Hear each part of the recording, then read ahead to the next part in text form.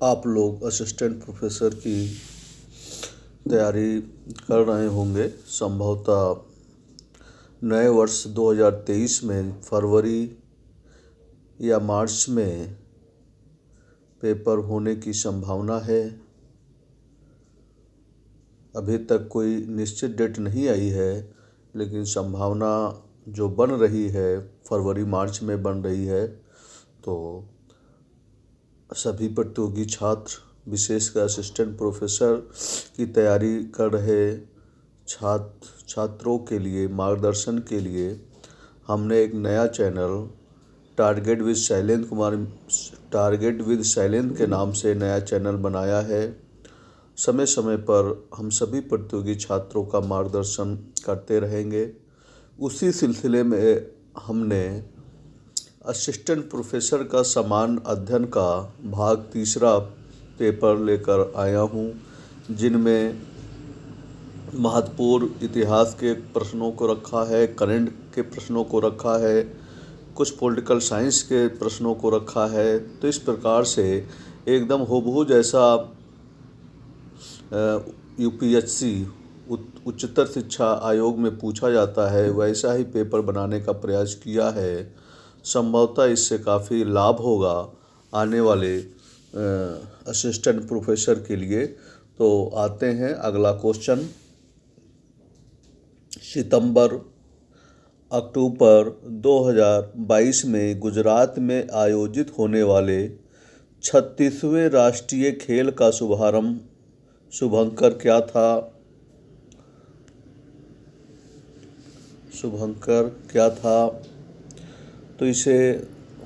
तो शुभंकर सावज या एशियाई शेर इसका शुभंकर था, जो गुजरात में अक्टूबर 2022 में 36वें राष्ट्रीय खेल का शुभंकर सावज या इसी को एशियाई शेर कहा जाता है। अगला क्वेश्चन है, सितंबर 2022 में किसने संयुक्त अरब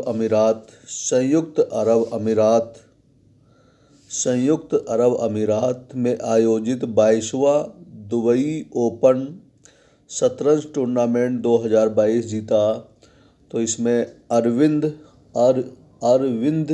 चिदम्बरम को ये सौभाग्य मिला है। अरविंद चिदम्बरम को ये 22वां दुबई ओपन शतरंज टूर्नामेंट का खिताब जीता।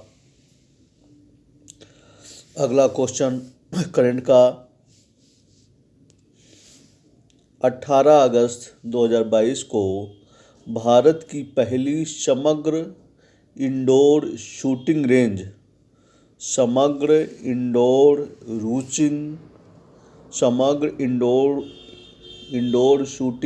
Composite indoor shooting range CISR किस भारतीय नौसैनिक पोत INS पर लॉन्च की गई है?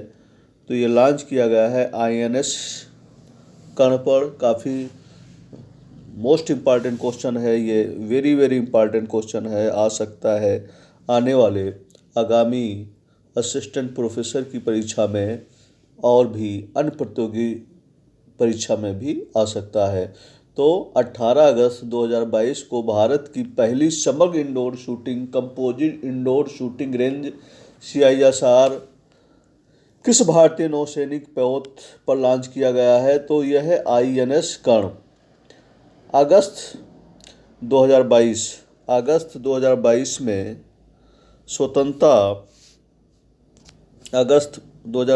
स्वतंत्रता के 75वीं वर्षगांठ मनाने के उद्देश्य से भारतीय नौसेना के किन पोतों ने 6 महाद्वीपों पर तिरंगा फहराया था? तो ये है INS सुमेधा, INS सरयू और INS चेन्नई एशिया में, और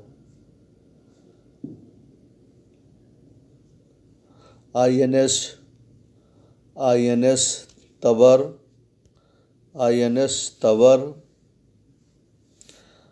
INS तरकस INS सतपुड़ा और INS तरंगिणी।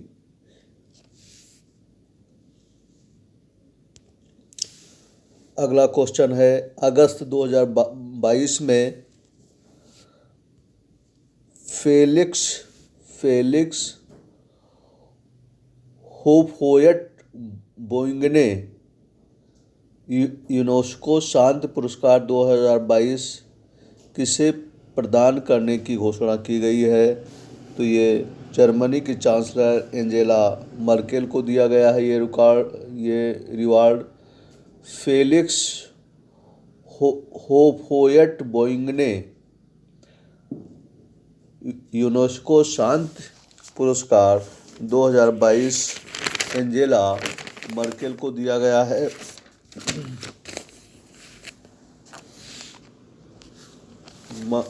एंजेला मर्केल को दिया गया है।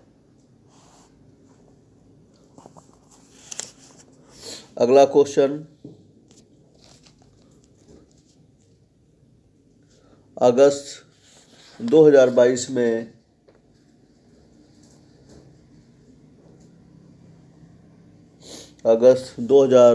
में महामारी उत्पादों पीरियड प्रोडक्ट्स को मुफ्त उपलब्ध कराने वाला विश्व का पहला देश कौन सा है? स्कॉटलैंड है कि स्विट्जरलैंड है कि फिनलैंड है कि नीदरलैंड है? तो इसका सही आंसर स्कॉटलैंड है।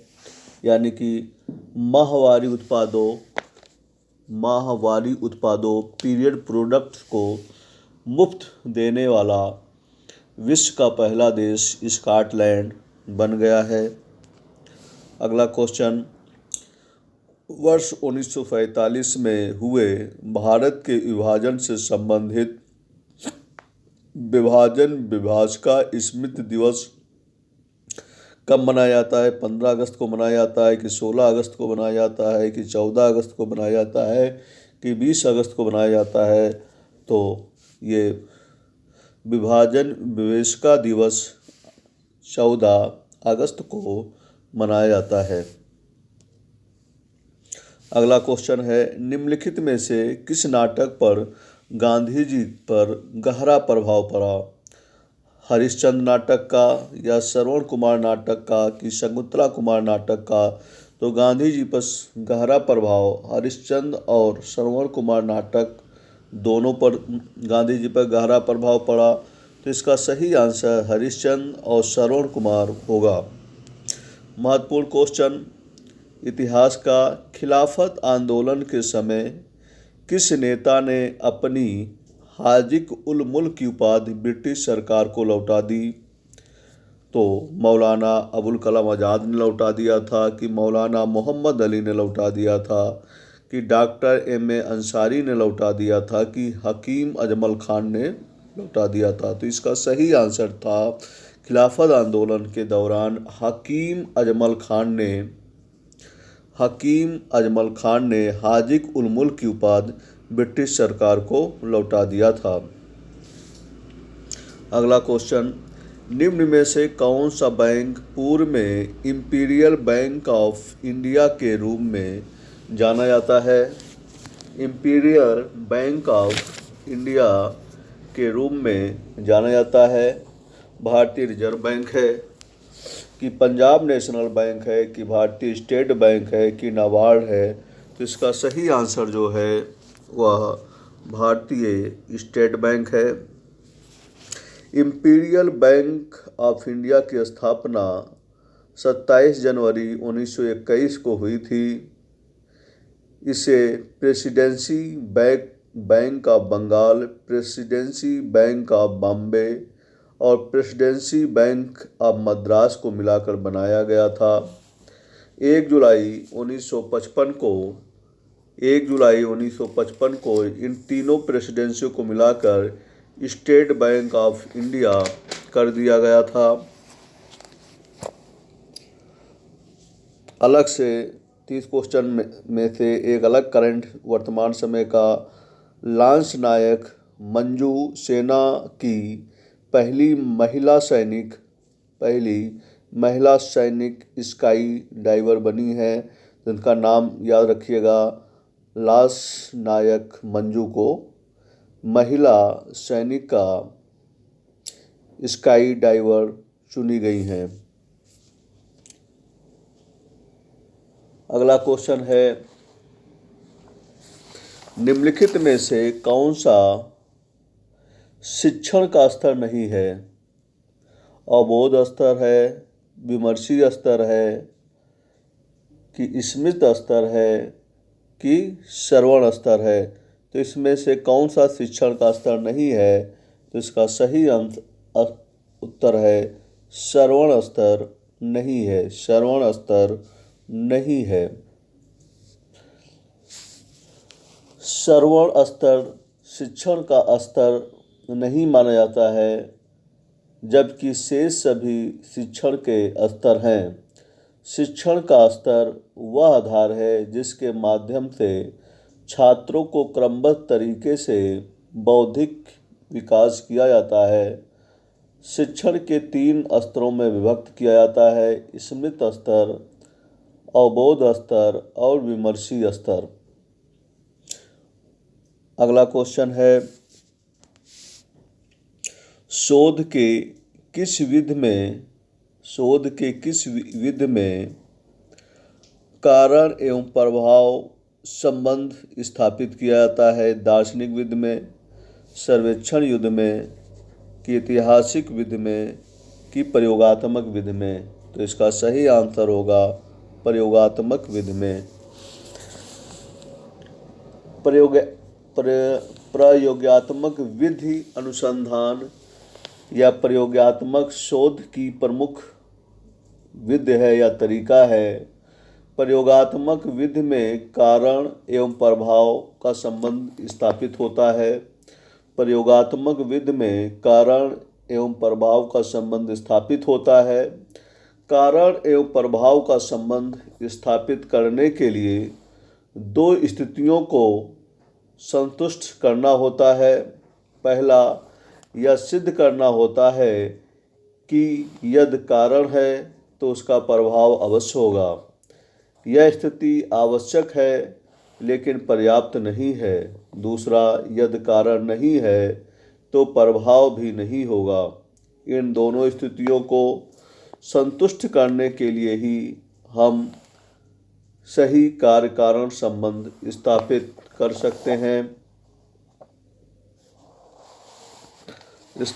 सकते हैं। आते हैं कंप्यूटर के बारे में क्वेश्चन का अध्ययन करते हैं। तो बाइनरी नंबर सिस्टम में कितने प्रतीक प्रयोग में लाए जाते हैं? 2 लाए जाते हैं, कि 0 लाए जाते हैं, कि 1 लाए जाते हैं, कि 3 लाए जाते हैं? तो इसका सही आंसर जो होगा वह 2 है। तो बाइनरी नंबर सिस्टम में 2 प्रतीक अर्थात 0 और 1 प्रयोग में लाए जाते हैं। बाइनरी नंबर सिस्टम में 2 प्रतीक चिन्ह अर्थात 0 और 1 प्रयोग में लाए जाते हैं। इन दोनों अंकों को 0 और 1 को बाइनरी डिजिट या संक्षेप में बिट कहते हैं। बिट कंप्यूटर मेमोरी की सबसे छोटी इकाई है।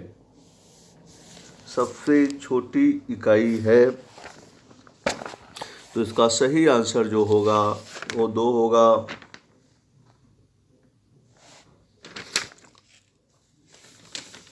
अगला क्वेश्चन देखते हैं।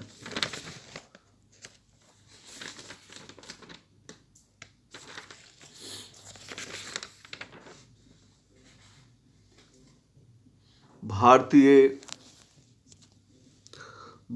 कृषि क्षेत्र में मुख्यतः किस प्रकार की बेरोजगारी पाई जाती है?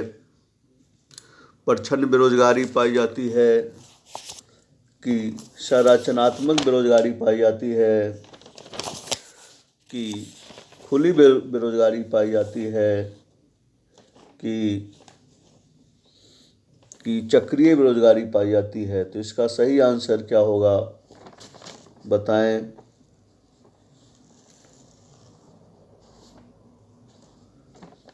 तो इसकी सही उत्तर होगा प्रच्छन्न बेरोजगारी।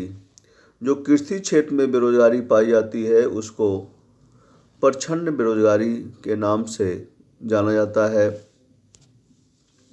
भारतीय कृषि क्षेत्र में मुख्यतः किस क्षेत्र की बेरोजगारी पाई जाती है, तो प्रच्छन्न बेरोजगारी पाई जाती है, क्योंकि कृषि क्षेत्र में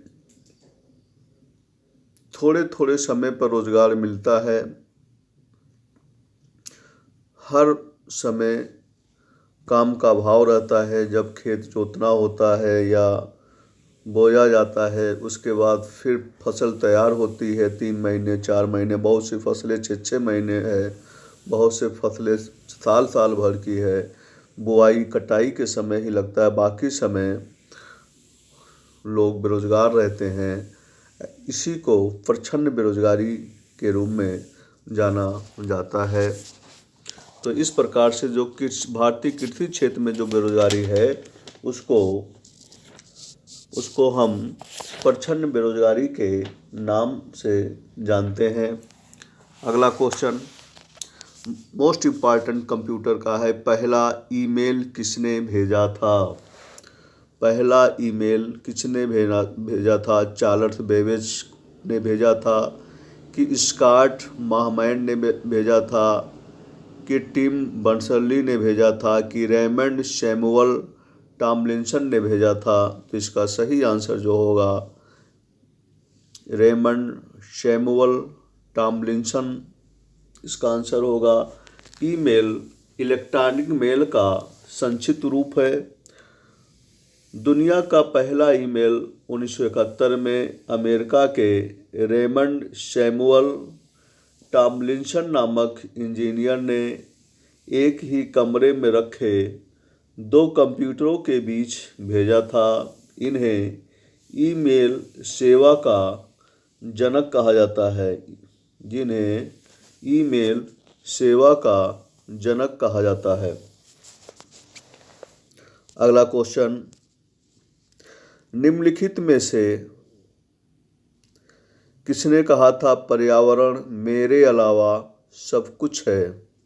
बहुत अच्छा स्टेटमेंट है। पर्यावरण मेरे अलावा सब कुछ है। MC मेहता है, आइंस्टीन है, या VR कृष्णा अय्यर है कि महात्मा गांधी जी हैं? तो इसका सही आंसर जो होगा वह महात्मा आइंस्टीन जी हैं।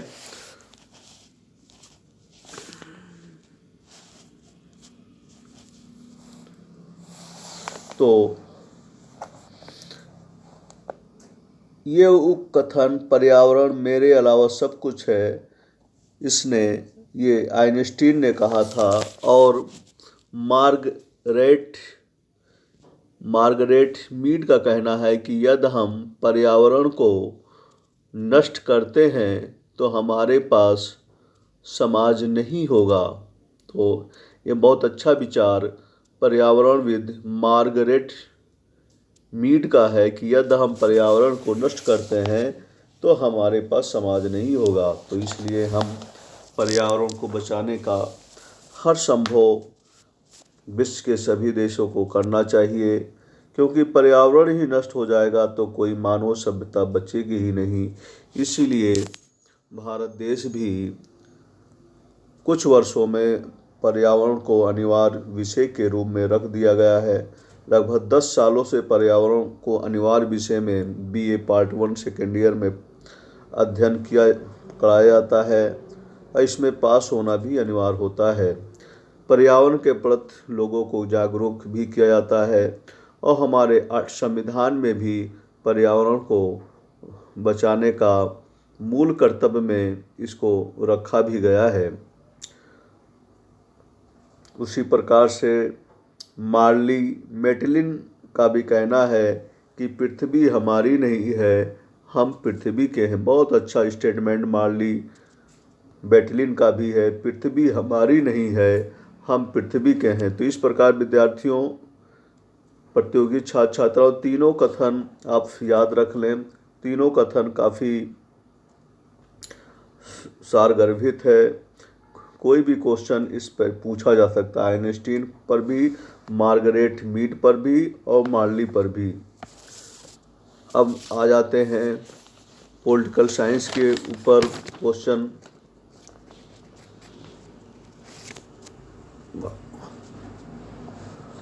हमारी सामाजिक संस्कृति की गौरवशाली परंपरा का महत्व समझना और उसका परीक्षण करना संविधान के किस भाग का हिस्सा है?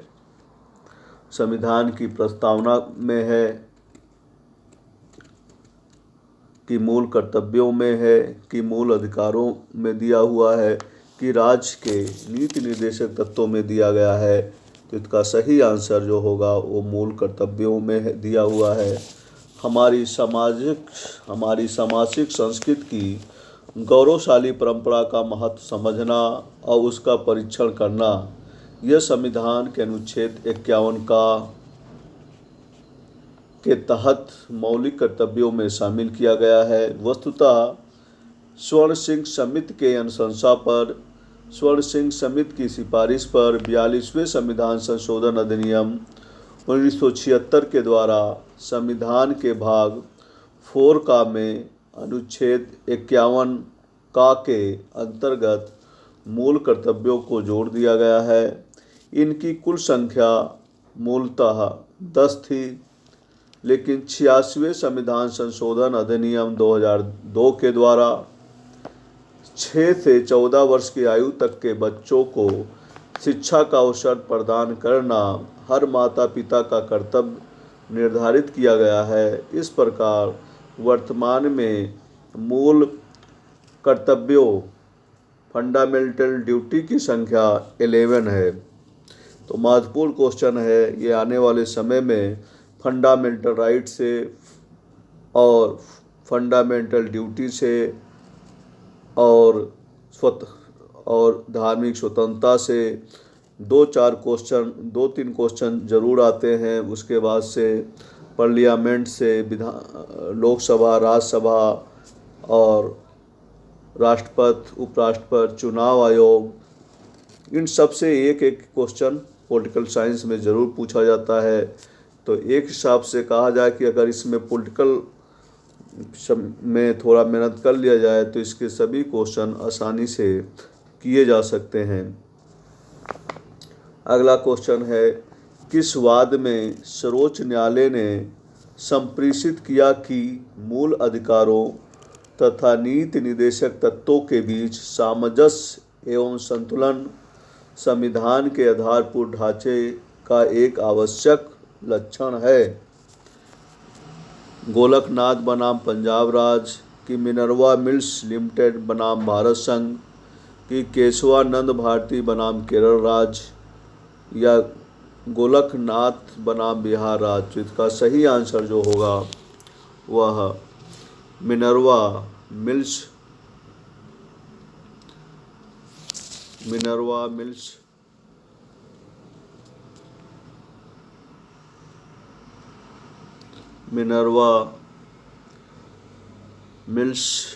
लिमिटेड बनाम भारत संघ है।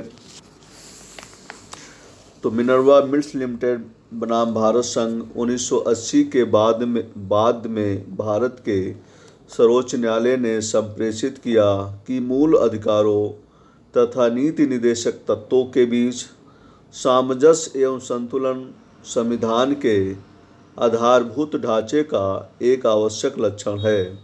आधारभूत ढांचे या मूल ढांचे का सिद्धांत केशवानंद भारती मामले में भी आया था। तो इस प्रकार से ये महत्वपूर्ण क्वेश्चन हुए। तो इसमें हमने डिस्कशन किया 30 क्वेश्चन से 13 से लेकर 30 क्वेश्चन तक, और पहले पार्ट में 1 से 12 तक क्वेश्चन को डिस्कस किया गया है पार्ट 3 में।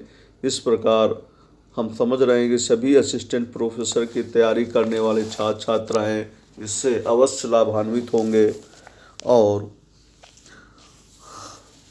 सभी छात्र छात्राओं से अनुरोध है कि हमारा नोटिफिकेशन प्राप्त करने के लिए सब्सक्राइब करें और अपने दोस्तों को सब्सक्राइब करने के लिए प्रोत्साहित करें, जिससे कि हम समय समय पर आपका मार्गदर्शन करते रहें। और साथ ही साथ ईश्वर से कामना करते हैं कि नए वर्ष में सभी छात्र छात्राएँ असिस्टेंट प्रोफेसर जैसे गरिमामयी पद को प्राप्त करके अपना उज्जवल भविष्य बनाएं, साथ साथ में देश और समाज को के हित के लिए भी कार्य करें और लोगों को, सभी विद्यार्थियों को जागरूक करें। धन्यवाद।